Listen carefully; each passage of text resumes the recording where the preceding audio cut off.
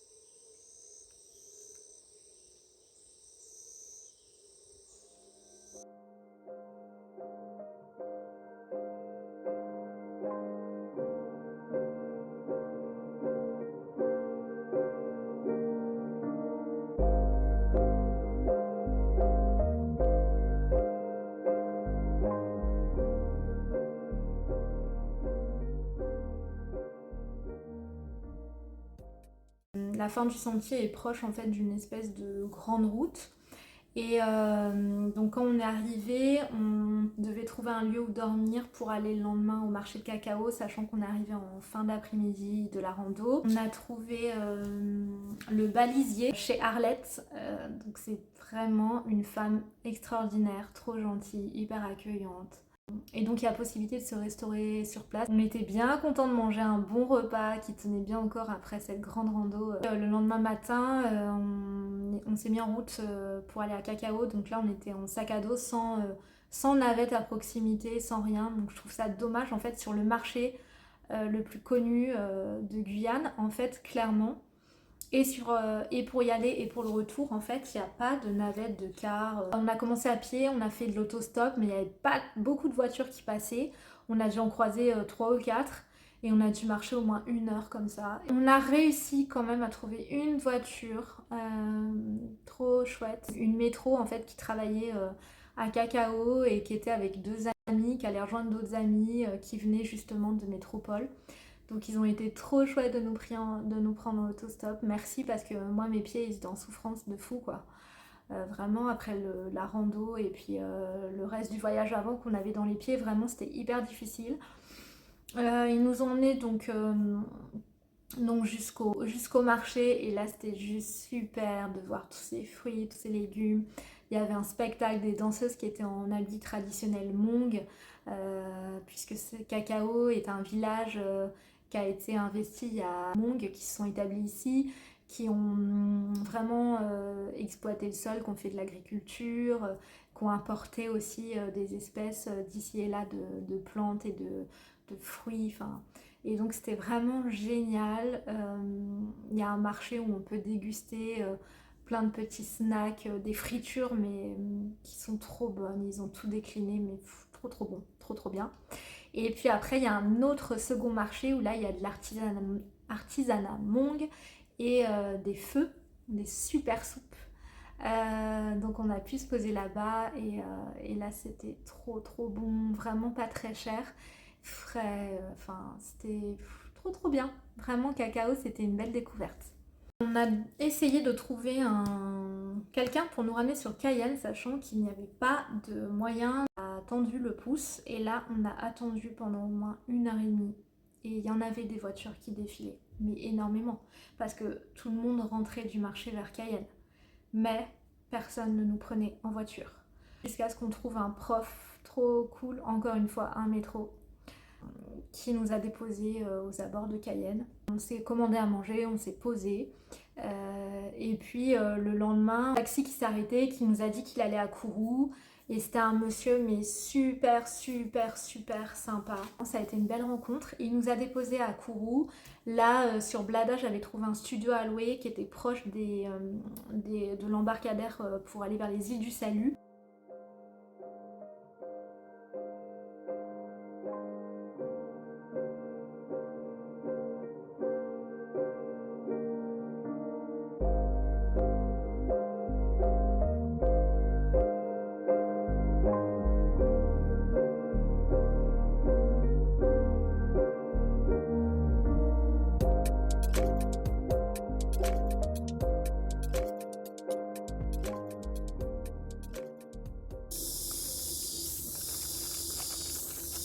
Non.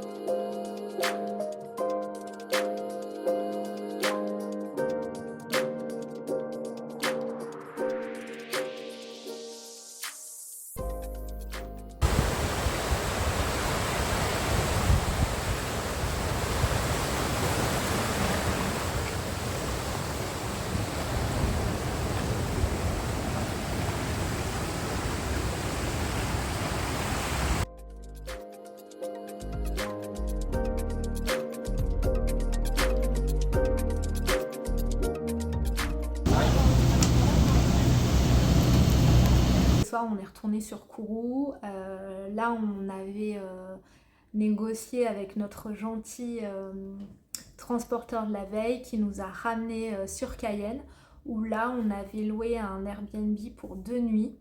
On est allé vers le centre de Cayenne pour un peu visiter, trouver peut-être des choses à ramener en cadeau à nos amis, etc. On est allé à la place des Amandiers, mais bon, c'était pas. Ça valait pas le détour. Moi, j'ai pas trouvé ça très joli. On est allé au marché de Cayenne pour trouver des épices, mais il y avait 2 stands ouverts, les autres étaient fermés. Donc, on a beaucoup marché.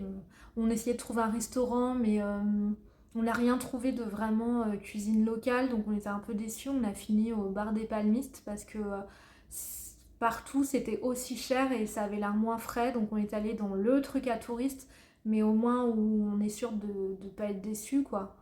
Donc un peu déçu sur ces derniers jours. Et puis après le 28, on est retourné à Paris. Bah, ce voyage, on a été plutôt déçus. On avait balisé notre voyage avec les points à voir. Et en fait, à chaque fois qu'on essayait d'organiser des choses sur place, on s'est aperçu qu'il n'y a rien qui peut s'organiser. Il n'y a jamais des prix affichés.